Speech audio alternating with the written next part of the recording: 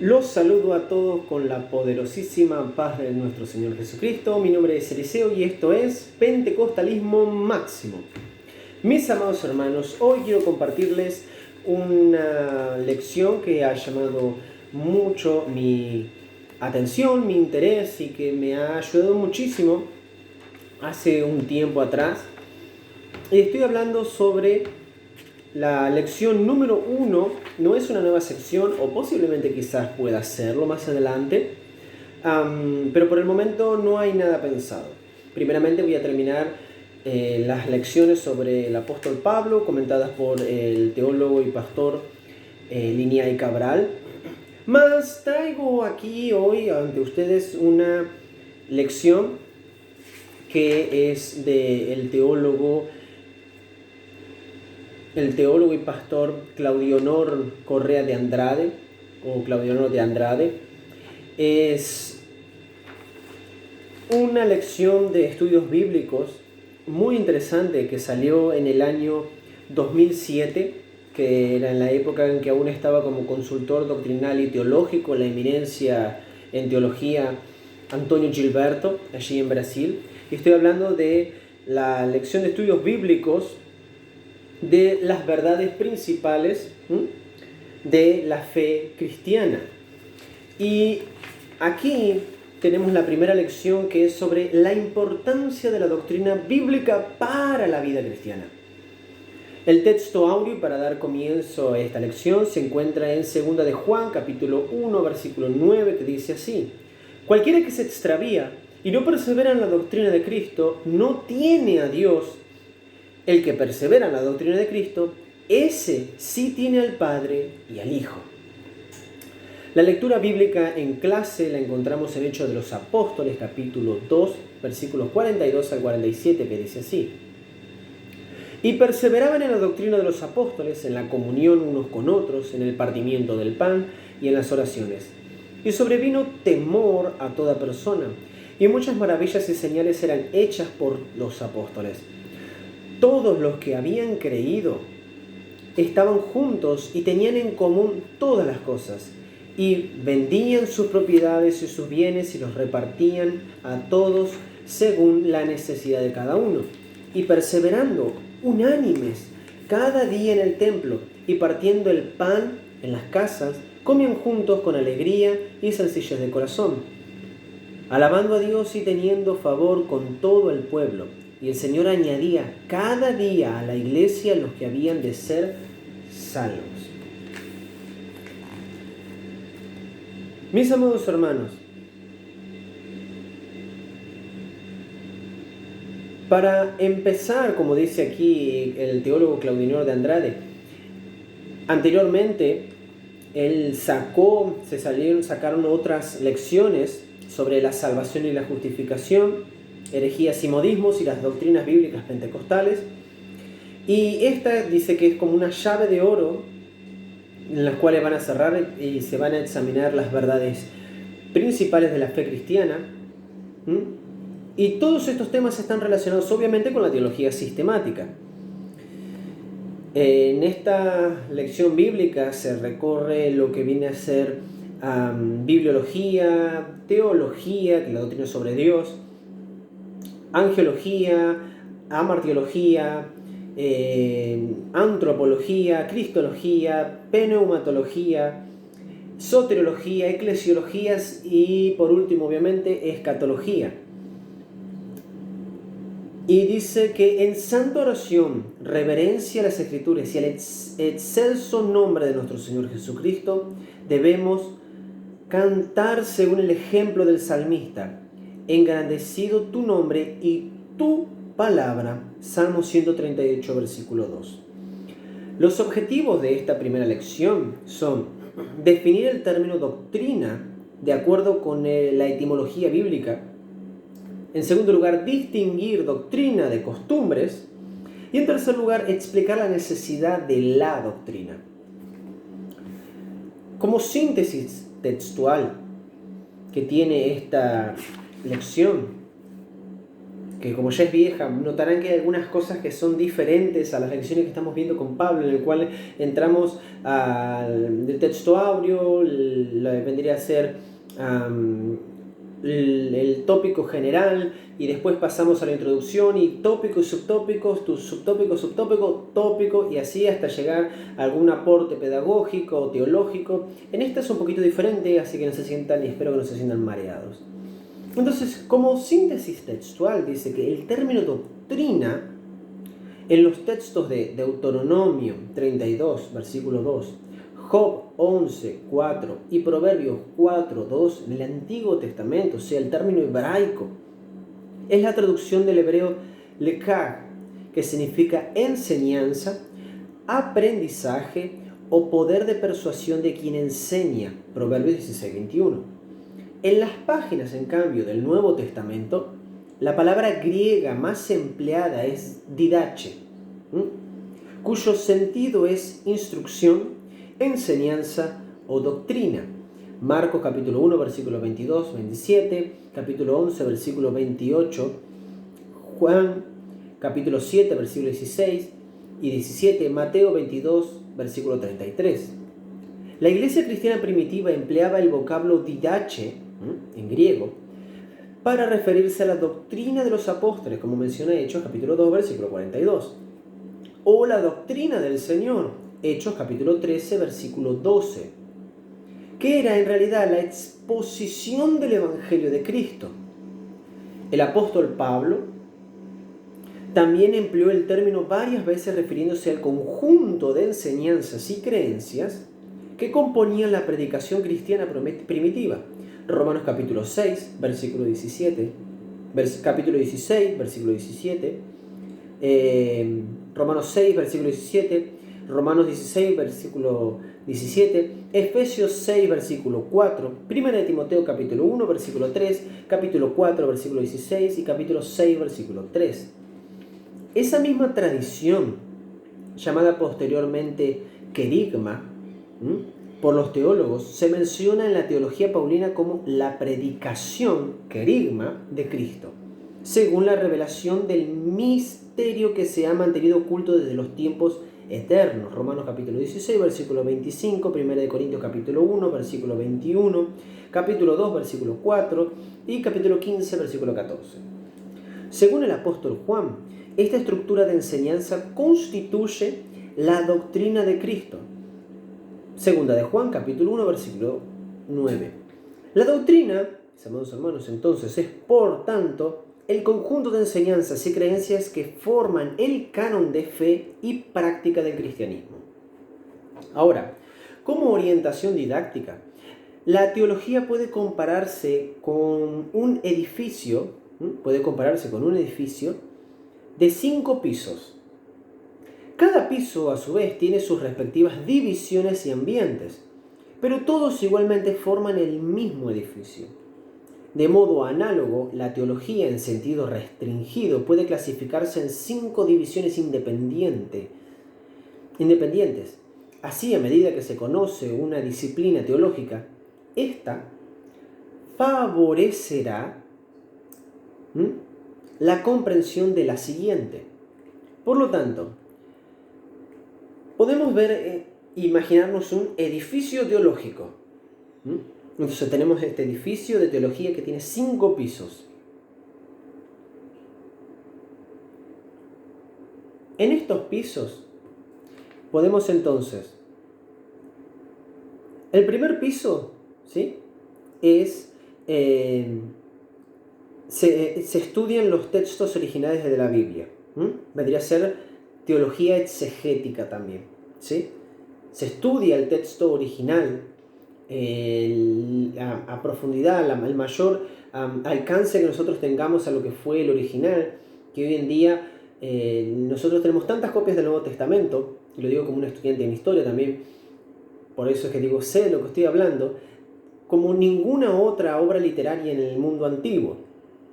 Entonces, el exegeta lo que va a hacer es ir al texto original y tratar de hacer exégesis, extraer de ella lo que el texto esté diciéndonos. En el segundo vamos a tener teología histórica, ¿sí? O sea, el desarrollo histórico de las doctrinas. En qué momento fue apareciendo, ¿no? O sistematizándose, mejor dicho, ¿no?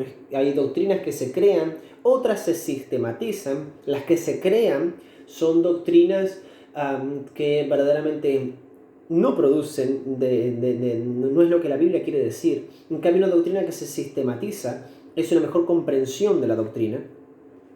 Entonces vamos a ir viendo cómo es que a lo largo de la historia van a aparecer doctrinas diferentes o doctrinas contrarias a otras, y cuál va a ser la más bíblica en el desarrollo histórico y en un tiempo determinado, cuál va a tener más relevancia, etc. En el tercero vamos a tener la teología bíblica, la teología del Antiguo y Nuevo Testamento. Vendría a ser en el cuarto lugar algunos de los temas tratados en esta lección, ¿sí? Que sería teología sistemática. Y en el quinto se aplica al ministerio cristiano los resultados de las investigaciones anteriores, como por ejemplo en la predicación u homilética. Esto vendría a ser la teología práctica. ¿Por qué?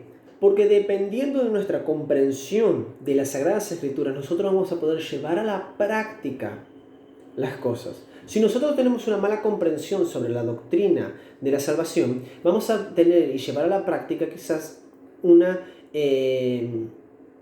por así decirlo, nuestra vida como salvos va a depender muchas veces también de nuestra comprensión de la salvación. Si uno es un católico romano, entonces quizás va a entender que la salvación va a tener que ver mucho con que Dios hizo por medio de Jesucristo una obra expiatoria, pero no alcanza y debo hacer algo más de acuerdo a la tradición, etc. En cambio, si yo entiendo que la justificación solamente es por fe, por medio de la gracia, nosotros vamos a entender que nosotros no merecemos la salvación y que nuestra salvación, si la tenemos, es solamente producto de Cristo. Entonces, todo lo que nosotros entendamos y llevemos de nuestro conocimiento, todo lo que nosotros investiguemos, tengamos presente sobre la doctrina, va a tener serias implicaciones,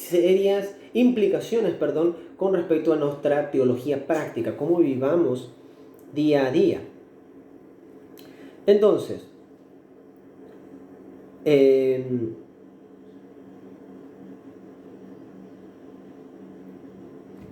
a modo de introducción, empecemos entonces con el comentario de nuestro teólogo de esta lección, Claudinor de Andrade. A modo de introducción, ¿cuál es el secreto del avance irresistible de la iglesia primitiva? Ya que en los primeros capítulos del Hechos de los Apóstoles podemos notar algo de suma importancia. Aún sin tener una fórmula mágica de administración, la iglesia necesitó de solo 3 décadas para llegar a los puntos más distantes del Imperio Romano. Consolidados en la enseñanza de la palabra de Dios, se mantenían los cristianos firmes en el partimiento del pan y en las oraciones.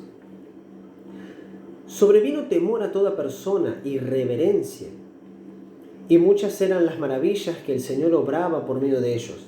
Al contrario de lo que piensan algunos estudiosos, la iglesia del Pentecostés no era emocional, era bíblica y teológicamente cristocéntrica. Recordemos lo que es doctrina. Doctrina es el conjunto de enseñanzas y creencias que forman el canon de fe y práctica del cristianismo.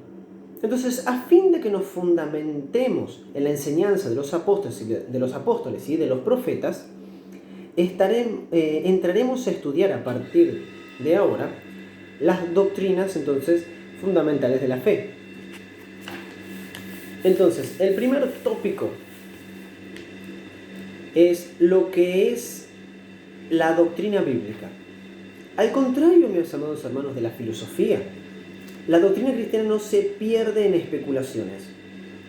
Sí, por una parte nos lleva a conocer más íntimamente a Dios, por otra necesariamente nos obliga a tener una vida santa y irreprensible. Andrew Bonar al destacar la importancia de nuestro diario vivir, fue enfático al decir esto. La doctrina es algo práctico, dado que despierta el corazón. Entonces, el primer subtópico es sobre definición. La doctrina es un conjunto de principios que, basándose en las Sagradas Escrituras, orientan nuestra relación con Dios, con la Iglesia y con nuestros semejantes. Puede definirse como enseñanza de la Biblia. Esta, sin embargo, tiene que ser persistente, sistemática y ordenada, induciendo a los santos a enterarse de todo el consejo de Dios, como dice Hechos de los Apóstoles, capítulo 20, versículo 27. El segundo subtópico es sobre los objetivos. El principal objetivo de la doctrina bíblica es profundizar nuestro conocimiento de Dios. Vayamos a lo que dice Oseas,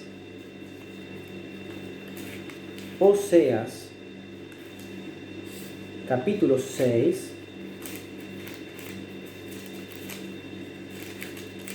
Oseas 6, versículo 3, que dice así: y conoceremos y proseguiremos en conocer a Jehová, como el alba está dispuesta a su salida, y vendrá a nosotros como la lluvia tardía y temprana en la tierra. Y conoceremos y proseguiremos en conocer a Jehová.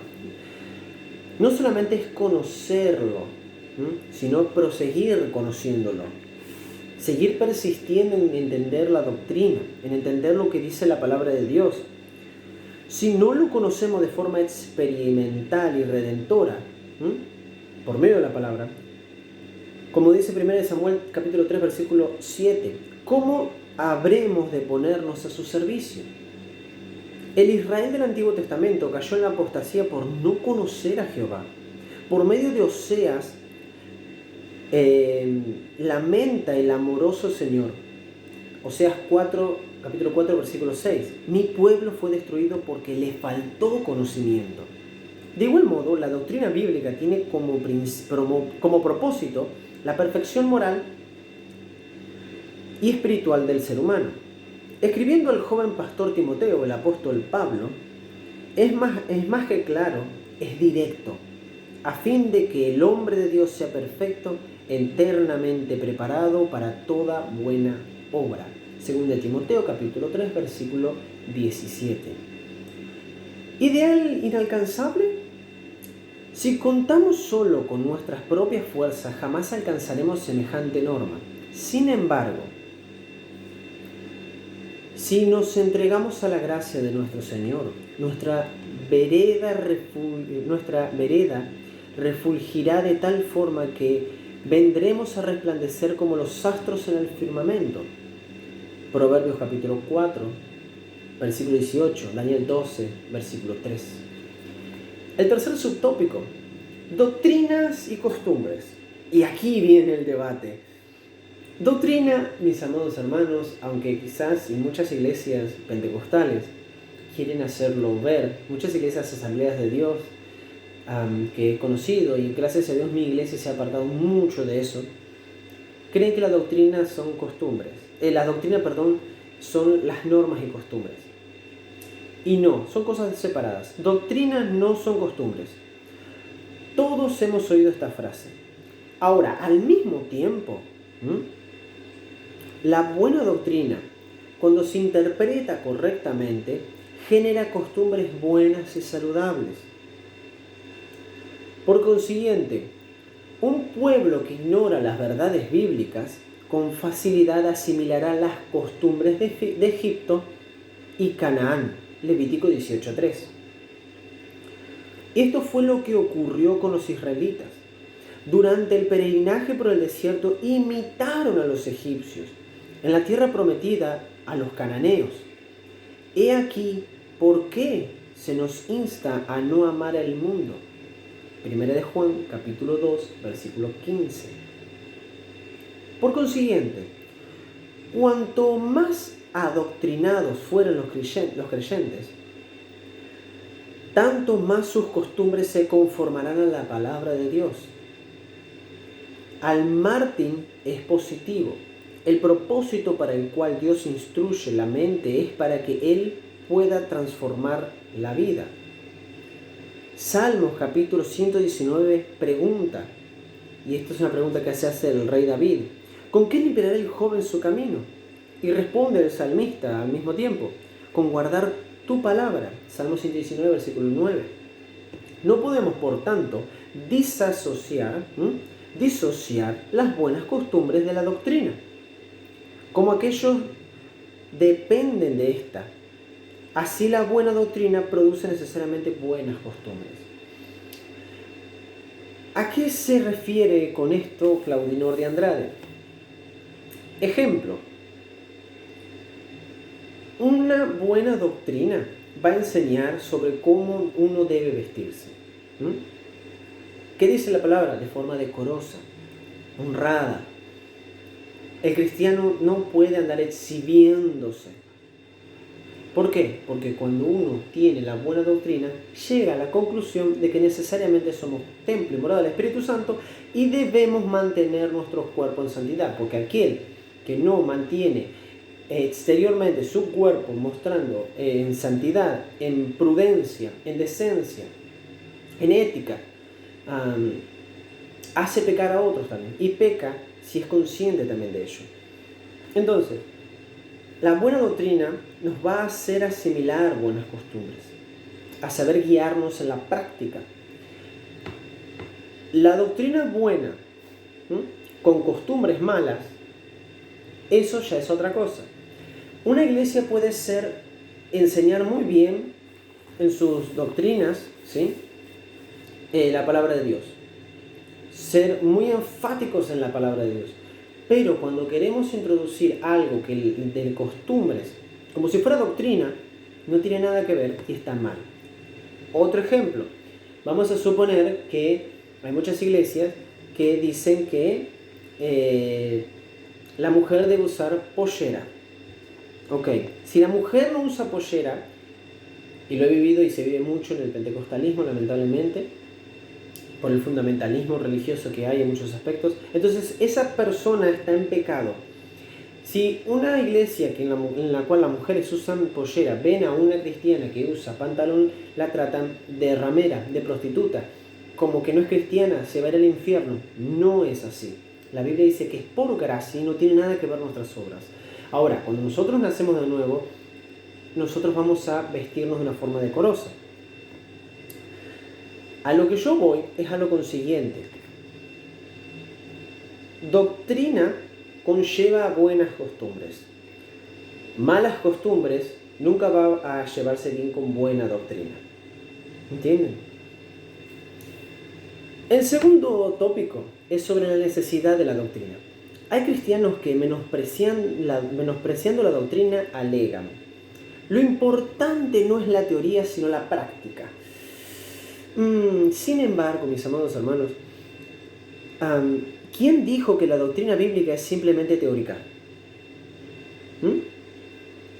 Ella es la voluntad de Dios y, como tal, debe ponerse en práctica. Hoy a los hijos de Israel, ordena el Señor: y estas palabras que yo te mando hoy estarán sobre tu corazón y las repetirás a tus hijos y hablarás de ellas estando en tu casa y andando por el camino y al acostarte y cuando te levantes, y las atarás como una señal en tu mano y estarán como frontales entre tus ojos y las escribirás en los postes de tu casa y en tus puertas. Deuteronomio capítulo 6, versículos 6 al 9. Entonces, veamos por qué la doctrina bíblica es necesaria. En primer lugar, el primer subtópico: la doctrina bíblica nos proporciona la salvación en Cristo. Pablo instruye a su joven hijo en la fe, Timoteo, en 1 Timoteo capítulo 4, versículo 16. Ten cuidado de ti mismo y de la doctrina. Persiste en ello, pues haciendo esto te salvarás a ti mismo y a los que te oyeren. Significa que leyendo la Biblia, estudiando la doctrina, uno va a llegar a alcanzar salvación. No. Significa que como cristianos que hemos nacido de nuevo, porque hemos creído en Cristo y hemos sido regenerados, la forma en la cual uno debe vivir, la forma en la cual uno se va a mantener en la fe es estudiando las Escrituras y pudiendo entender que nosotros como seres humanos caídos, que hemos sido salvados por gracia, debemos tener cuidado. ¿Por qué? Porque la carne es débil y el pecado está a la puerta. ¿Cómo vamos a poder discernir si algo está bien o está mal? ¿Cómo vamos a poder incrementar nuestro conocimiento de lo que es Dios y llevarlo a la práctica por medio de la doctrina? Y eso nos va a ayudar y nos va a salvar de nosotros mismos y a los que nos oyen al mismo tiempo, porque vamos a poder predicar el Evangelio. El segundo tópico, la doctrina bíblica nos santifica. En su oración sacerdotal se refiere el Cristo al poder santificador de la palabra de Dios. En Juan, capítulo 17, versículo 14 al 17, dice así: Yo les he dado tu palabra y el mundo los aborreció, porque no son del mundo, como tampoco yo soy del mundo. No ruego que los quites del mundo, sino que los guardes del mal. No son del mundo, como tampoco yo soy del mundo. Santifícalos en tu verdad. Tu palabra, tu palabra, tu palabra, tu palabra, dice el Señor Jesucristo en Juan 17:17, es verdad. El tercer subtópico, la doctrina bíblica nos hace sabios. Timoteo, instruido por su madre, Eunice, y por su abuela Loida, se convirtió en uno de los más grandes obreros del Nuevo Testamento. Joven aún, llegó a ser considerado un sabio, conforme le escribe Pablo, en 2 Timoteo capítulo 3, versículo 15. Y que desde la niñez has sabido las Sagradas Escrituras, las cuales te pueden hacer sabio para la salvación por la fe que es en Cristo Jesús. En fin, la doctrina bíblica imprescindible para nuestro crecimiento en la vida cristiana. Su necesidad puede constatarse tanto colectiva como individualmente. William S.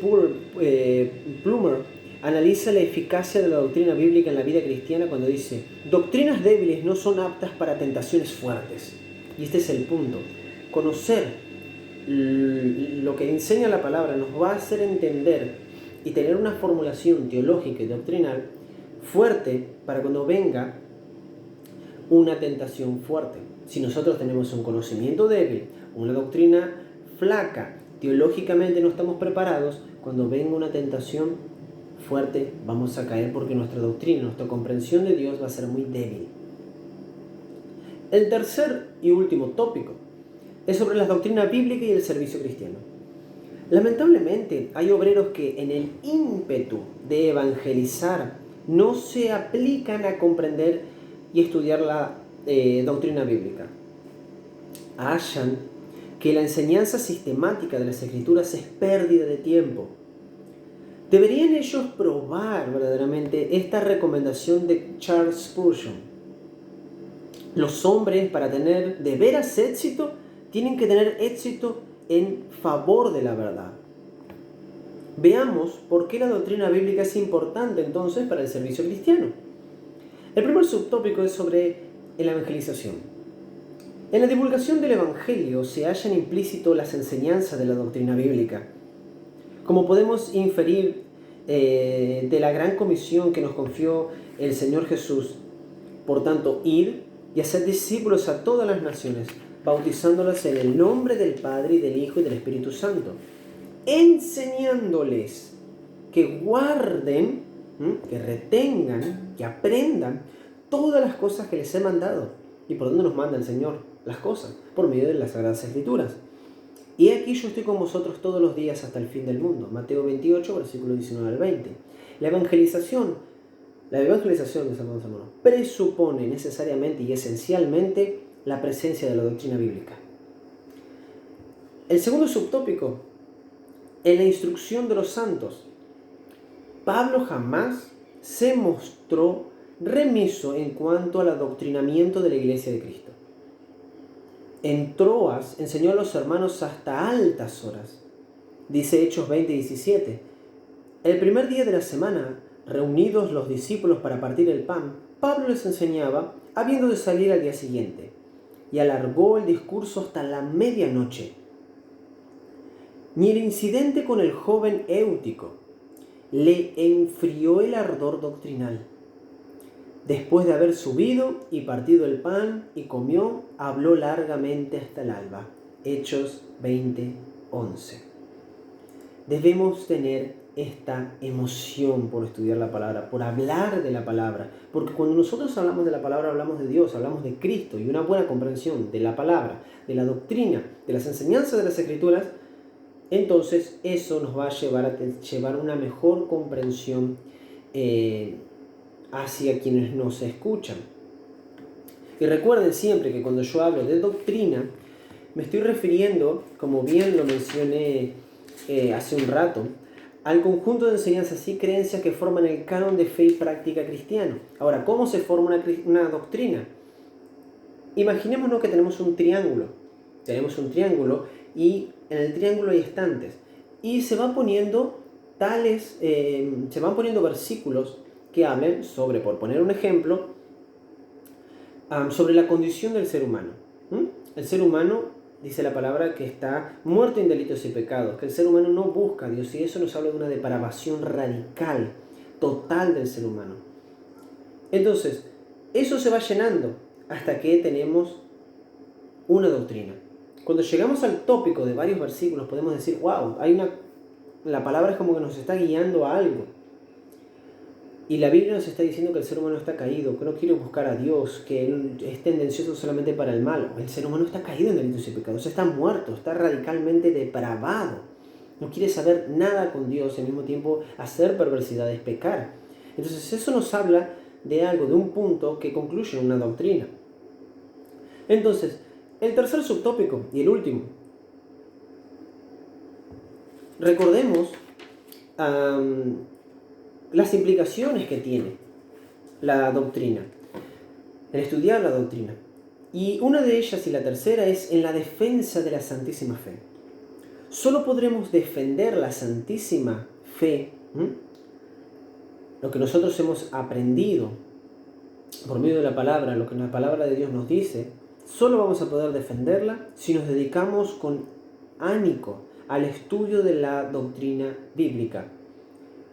Primera de Pedro capítulo 3, versículo 15 es uno de mis pasajes favoritos. Dice, sino santificad a Dios al Señor en vuestros corazones y estad siempre preparados para presentar defensa con mansedumbre a todo el que os demande la razón de la esperanza que hay en vosotros.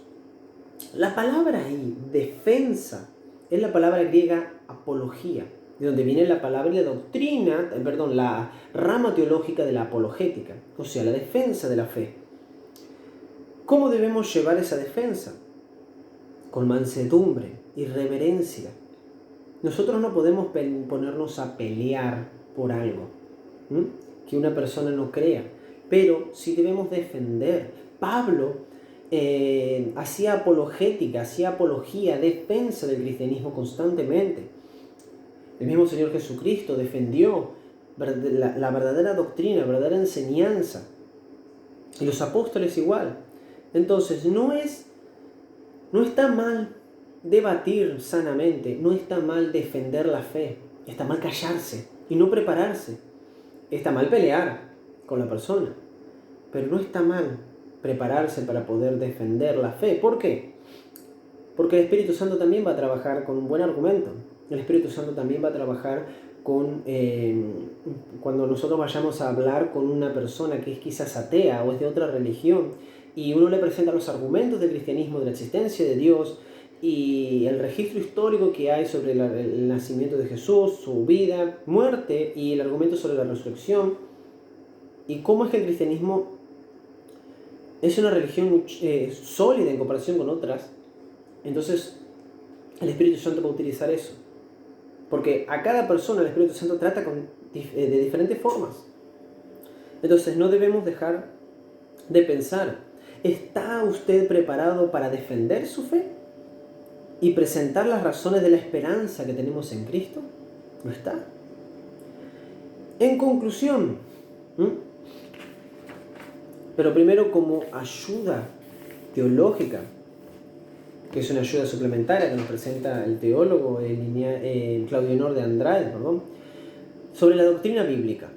En primer lugar, advertencia bíblica. La Biblia da gran énfasis a la doctrina como la sustancia de la fe y de ella proviene el material para su contenido. Ella es enfática en su condenación contra lo que es falso. Advierte contra doctrinas de los hombres, Colosenses 2:2, contra doctrinas de los fariseos, Mateo 16:12, contra las enseñanzas de los demonios, 1 Timoteo capítulo 4, versículo 1, contra los que enseñan como doctrinas mandamientos de hombres, Mateo capítulo 7, versículo 7, contra los que son llevados por doquier do viento de doctrina, Efesios 4:14. En segundo lugar, la verdadera doctrina. Sin embargo, si por una parte la Biblia condena lo que es falso, de igual modo exhorta y recomienda la verdadera doctrina. Entre otras cosas, es para establecer la doctrina que toda escritura es útil para enseñar. 2 Timoteo capítulo 3, versículo 16. En las escrituras la doctrina es repuntada como buena. 1 Timoteo capítulo 4, versículo 6. Sana. Es sana. 1 Timoteo capítulo 1, versículo 10. Conforme a la piedad. 1 Timoteo capítulo 6, versículo 3. De Dios. Tito 2, versículo 10. Y de Cristo. 2 de Juan versículo 9. En tercer lugar, la necesidad de la doctrina. Frente al peligro espiritual que ronda el rebaño del Señor en la tierra, hoy en día es preciso no solo adoctrinar a nuestras iglesias, conviene hacerlo usando toda la potencialidad de las Escrituras. La ausencia de la enseñanza de doctrinas específicas, mis amados hermanos, ha hecho a nuestras iglesias espiritualmente pobres y las ha dejado a merced de los falsos maestros que infestan el mundo actual. Estas palabras las pone el teólogo Claudio Honor de Andrade del libro de R. Olivera, Las grandes doctrinas de la Biblia, editada por la CPAD en Río de Janeiro en el año 2003, en la página 9 al 10. Entonces, como conclusión, subrayando la importancia de las doctrinas bíblicas, afirma Joseph Irnos: ¿verdad? Abracemos toda la verdad o renunciemos totalmente al cristianismo. ¿Qué significa esto? No podemos creer en algunas doctrinas y no creer en otras. Mis amados hermanos, habremos de recibir toda la verdad conforme nos la confió el Señor en su palabra, íntegramente. Sin doctrina, la vida espiritual es imposible. Entonces, ¿qué fue lo que usted comprendió? Hay algunas preguntas para su comprensión. En primer lugar, ¿qué es la doctrina? En segundo lugar, ¿cuál es el principal objetivo de la doctrina bíblica? En tercer lugar, ¿por qué no puede haber buenas costumbres sin buena doctrina? Y al mismo tiempo, ¿por qué una buena doctrina nunca se va a llevar bien con una mala costumbre? En cuarto lugar, ¿por qué la doctrina bíblica es necesaria? Y en quinto lugar, ¿por qué la doctrina bíblica es importante en el servicio cristiano? Mis amados hermanos, espero que les haya gustado esta lección. Esto es una lección, no pretendo hablar mucho más sobre esto, sobre esta lección, sobre las verdades principales de la fe cristiana. Más, no obstante, si les gusta esta revista, esta lección, entonces espero que me dejen su like, que me dejen en la caja de comentarios que les ha agradado, que quieren más, y posiblemente podamos traer la segunda lección, que es el Dios supremo por excelencia, y así continuando con el resto de las lecciones que tenemos. Por ejemplo, la segunda lección, Dios el ser supremo por excelencia. La tercera, Jesucristo, verdadero hombre y verdadero Dios. Y así vamos a estar tomando parte de doctrinas bíblicas de la rama de teología sistemática para ir llevando un poquito más y que ustedes puedan conocer. Me despido, esto ha sido todo por hoy, espero que estén muy bien y recuerda una cosa, Jesús sana, cura, bautiza con el Espíritu Santo y está pronto por volver. Dios los bendiga.